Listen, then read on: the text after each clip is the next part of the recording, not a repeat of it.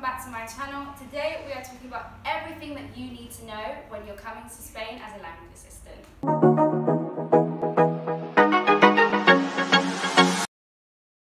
So we're all language assistants, but we have completely different experiences. I work in a bilingual primary school. My name is Harry. I also work in a bilingual primary school. I'm Jen. I work in a secondary school and it's bilingual as well. I'm Mackenzie. I also work in a secondary school. Mine is not bilingual. I think that leads nicely on to like bilingual versus non-bilingual. So for my school, bilingual is like English, obviously, science, history, geography. I think that's it. They're all in English. Originally I was scheduled to do like some science lessons, but then it was hard.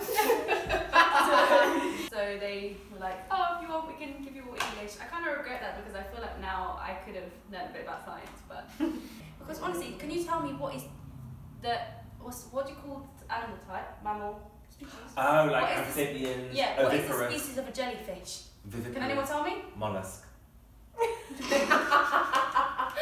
What is, there's another one, endocannons, and I had to really like be looking, yes, that's correct. No, try again. I don't even know how to pronounce it. I use Google far more than I like to admit. Yeah. It definitely does shock me what they want to teach in English to these young kids. Bless their hearts, honestly, that I've had to use the words oviparous and viviparous. That means, do they have babies or lay eggs in terms of animals? And I'm just like... They definitely don't understand what's going on. Oh, no. And I'm happily in their group as well. Yeah.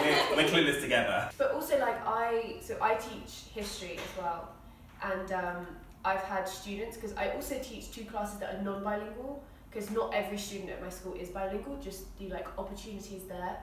And like I have some students that in the older years have dropped out of the bilingual program because they don't want to learn the other subjects in English, because you eventually don't get the same level of understanding in these like science subjects or history subjects because you're not learning it in your native language. Like, so they go to like 6th form, the equivalent of 6th form, and they can't keep up because they did history and English the entire time.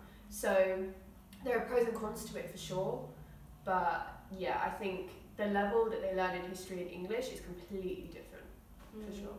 I wish I could teach history. Maybe I should have asked, it's a bit too late now. I enjoy it. The option. Like here, they combine history and geography, so half the year they do history, half the year they do geography. And I study something similar in my degree currently, so that's why they gave it to me.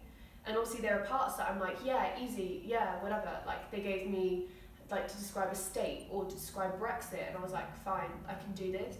But then I also got like, can you please teach them the history of like Spanish kingdoms? And I'm like, well, no, I can't because I'm not Spanish. And obviously in the British system, we don't learn that. So they do kind of give you a lot of things that you're like, what's going on? I have no idea. So I did have to teach myself for sure. I don't work in a bilingual school, just to throw that out there. But yeah, I can't comment because I don't know the difference in level because I've not experienced it. But as I said, it varies quite a lot between my classes. I do have the younger classes as well, so sometimes the level is lower. But even kids within that class, some of them go to an academy outside of school, or they've got like English family or something. So it's just like about catering your approach, I guess. Like I said before, knowing when to use Spanish and when to use English, and just tailoring your approach each time, I think. That's one thing though as well, like some kids are held back years. And so you learn quite quickly that actually the Spanish education system definitely has some things that are fundamentally different to the British one as well. But it's okay, guys, because you'll learn all about that on the MOOC. I was just about to say that! Oh my god, that was the worst thing I've ever done in my life. Good luck with that. Yeah, I'm never doing that again. So what is the MOOC? Who wants to explain it? I don't, because I forgot about that evil thing. So the MOOC is a kind of tortured, I mean a course. It's a kind of, we were asked to make a portfolio and a kind of website to demonstrate what we do in our schools. Who knows why? It was like kind of like a job application, even though we've already got the job. Right. You have to prove what you've been doing and reflect on your experience. I think I gather that the intention of it is if you're going to renew for next year, that you kind of To prove that you're doing your job. Yeah, and to also Right. share resources between language students. So yeah, like, even though no people- one uses it, literally. Could not tell you the link I don't right know now. how to be able to access other things. No. If Amy finds it, she'll put it in the description. I But probably won't, Yeah. so I won't. I It's don't care. like, you know, when you have to do a cover letter where you basically tell them how much you want the job. It's as Right. useless as that, essentially. But there's also lots of like information about the Spanish education system. And Oh, yeah, that's Yes, like so you little do mini like a- exams and like tests throughout. Watch loads of videos of people's experiences. But as long as the portfolio of your experiences, we also had to like create an activity for like one grade, Mhm. one module thing. I got 0 because I couldn't find any of the links. Eek. It makes me want to cry every single time. Please keep that in. No, you don't understand. I spent so long doing this portfolio, so long doing the quizzes, and I did it all on Google Docs. Don't do it on Google Docs because they need to find the link. I did everything correct. My teacher checked absolutely everything. I'm so lucky I didn't want to renew because basically I got it back. The only marks I got were for the quizzes. They said we couldn't find anything, so 0. I reviewed it basically, Mhm. still 0. Said. It jogs my memory. I still got 0. But then it was so busy. The French assistant at my school also got 0. And then one of the other American assistants who dropped out also got 0. So literally like, I got 100. So don't do it on Google Docs. If it makes you feel better, I got 825. I'm a high achiever normally. It wasn't my normal thing. she's not bitter. Don't worry about I it. am. I'll say it now. I am. I actually really infuriated me because the thing is like most of the stuff as well was really like not necessary. And as I said before, like when my teacher was on maternity leave, I was doing presentations multiple every week. I uploaded all of them. Welcome to Jen's TED Talk. This is her channel now. We love Yeah. it, girl. So another thing to talk about is the travelling, because when you're placed in Spain, you choose your region, and then once you choose your region, they say you can go wherever, and you have no choice in the I have matter. like a top 3. Yeah, but Madrid actually isn't that bad because I think it's one of the smaller regions, so Mhm. you're not going to get placed too far out. So And the transport's super good. Yeah. really yeah, good. well, us do travel outside of the capital. Must be nice. How is it for you? What do you do? I only take the metro. So the systems are the metro, which is underground, the cercanías, which you guys are more familiar with, which is the overground train that's in the community, and then buses. So there are short distance buses and long distance buses. I don't know anybody that really takes the long distance I buses, do. which are green. I think a lot of Oh, the did you teachers take one? do to my school. Ah, okay, fair enough then. That's fair enough. But I work in an area that's much more towards the centre. It's not the centre that you see on Google Maps if you're looking at Madrid, but it's close enough. My commute from the centre is 25 minutes. What time do you wake up? I prefer not to speak. Well, I say waking up at 6 a.m. Okay, never that. There is, I believe, somebody placed in a school in Salamanca, which is the centre of Madrid. But as far as I'm aware, most people really do get placed even the outskirts of, or the suburbs of Madrid, like Mackenzie and Jen, or you might be placed in a smaller town or a village. Aimée is one of those. I know some friends that are placed in villages where they are the only orcs because there's only one school. So there is a lot of variety, and you can specify, just as you can say primary and secondary and adult, Oh, yeah. you can say city or town. There's no Again, doesn't guarantee. matter. didn't get my No choice. guarantee. No guarantee for that. Everyone is going to put city, Mhm. basically. Yeah. No one puts rural because, say for instance, you get Andalusia. If you get Good rural, luck. good luck Oh, trying right. to get there Good because luck. you will need to live in the village. Whereas Yeah. we're lucky in Madrid, the transport is so good. We live dead centre, but our schools are not dead centre. Yeah. And like the transport system with the cercanías at least works in a kind of zone system, kind of similar to London. You pay for like a metro card, kind of like an Oyster card. If you're younger, it's a lot cheaper. If you're not, it's a bit more difficult. But with the Metro card, you can basically go. Attacked by Madrid today. I thought I'm here too.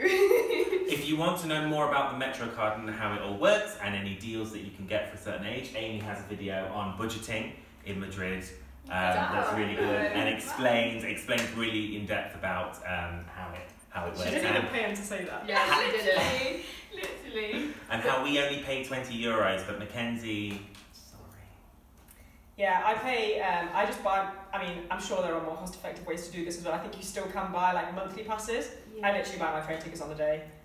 It's still not massively expensive. I think it's only like a 20-minute drive away from here.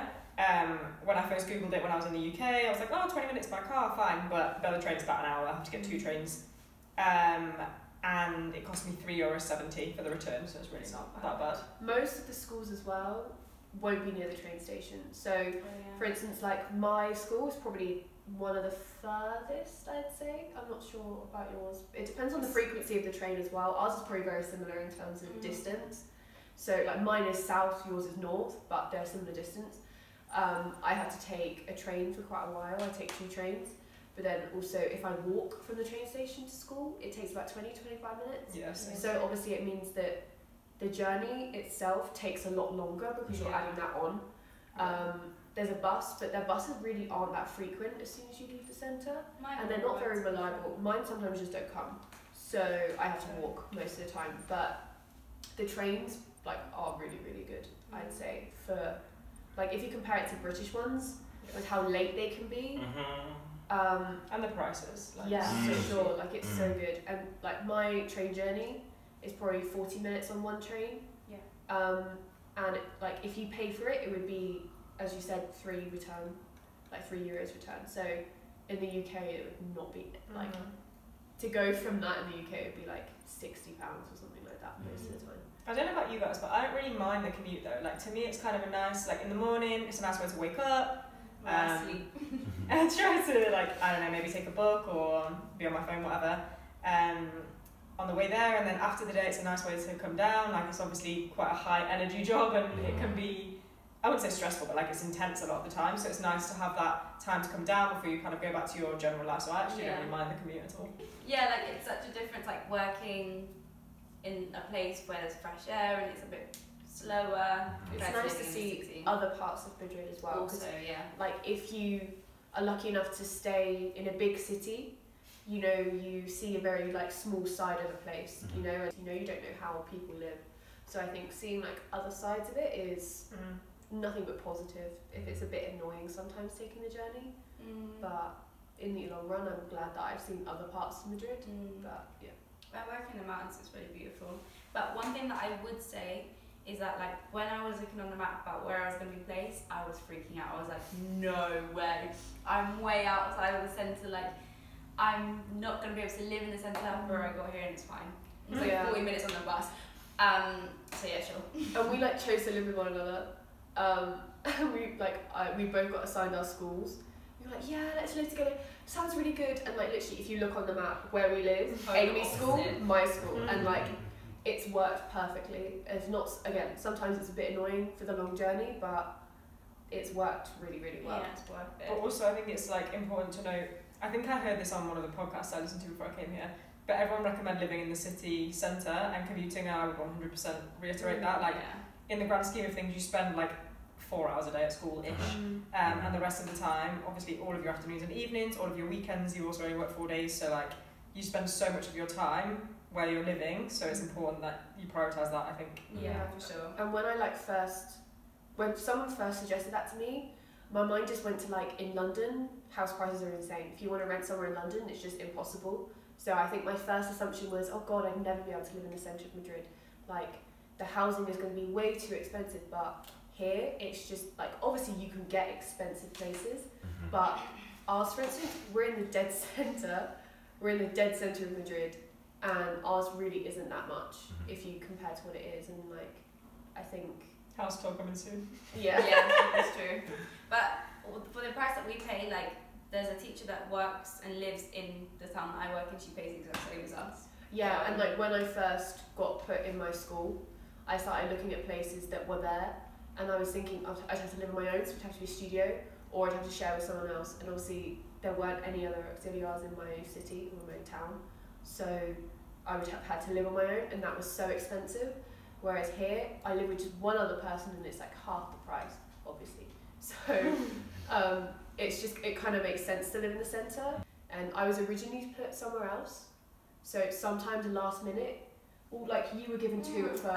I completely forgot about that. Like Aimée was given 2, I was given 1, and then it changed. Because of the pandemic, they took it off. Actually, my second school was supposed to be in the centre, and I was like, yeah, and then they took it off, and I was like, no. I'm happy about that. I was originally given a primary school in Pala, and then they changed it kind of last minute to the school I'm at now, which is a secondary school. So I'm lucky it worked in my favour, but like it's good not to make any concrete plans because bro, you can't hear. Exactly, it's Spain. No one is really going to give you any kind of certainty until like the day before. Actually though, they told us that we weren't going to find out our schools until September, but we were really lucky that we found out in like July, August time, so there was plenty of time to relax and like look for things, because I was stressing about that we were going to have to come here and like not know our school. I mean, we got here, so you must have mentioned it in previous videos, we spent a week here looking for apartments before we found one, and it was like probably halfway towards the end of that week where I finally heard anything from my school. Prior to that, I had contacted them, but they had not contacted me, and I had been given that school probably late July, early August, so even by early September I had not heard anything, because obviously it's their summer holidays, so the teachers aren't working as such, but you're given the school by the government, like the education system of Madrid. And like I was in the hotel, like we were searching for apartments, but I was like, it would be nice to like, you know, hear back from my school, because with the COVID situation, a lot of people said, well, to their school, like, oh, would it be okay if I started in January? And the school just cut them off. Like they literally terminated the contract. You've been removed from the language system. Yeah, because so many people come through with their universities, and a lot of the universities said, we're not going to give you insurance unless you go at a later date, because at the time Spain was on the red list. And so a lot of people who came with their university said to them, ask if you can join in January, otherwise you can't go, we're not going to cover you. And they would email the school saying, hi, hope it's okay if I start in January and I do online classes until then, and they literally just terminated the contract and they never went there. So I was getting quite nervous at that point because I had not heard anything from my school. But that's one thing, you just have to be completely flexible, regardless of, you get, you know, the region of your choice, if you get a secondary school, if you get rural or city, just like almost like ignorance is bliss, because if you don't know what to expect, nothing can shock you. Whereas if you have this set idea of, this is what I'm going to do, this is my role, this is what I'm going to be expected to do, I'm going to have this amount of hours a week, I'm going to have this amount of work to do outside of work, you're not going to enjoy your experience, because it's never going to be what you expect.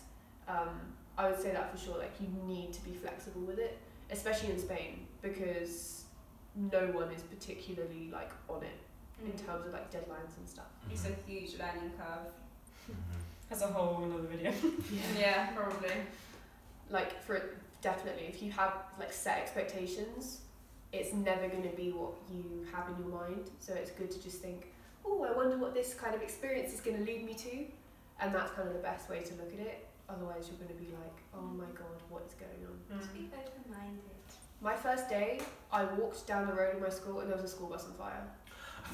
The second day, it rained so much that the ceilings leaked and everything flooded and the electrical system collapsed. By the way, Jen really likes being a language. No, but genuinely, you're never going to get an experience like this where you really don't have that much responsibility. And you get a lot of cash. Yeah, you can't really complain at the end of the day. I love this job, to be fair. Even though I do complain about how repetitive it can get, I do really love this job. Well, thank you guys so much for watching this video. I hope that it was super, super useful for you. I've been Aimée. She's no longer Aimée. I've been Aimée. I've been Jen. I'm now Jennifer. I've been Mackenzie. And I've been Harry. End scene. But stay tuned for the next videos. I've got a few vlogs lined up, and yeah, see you then.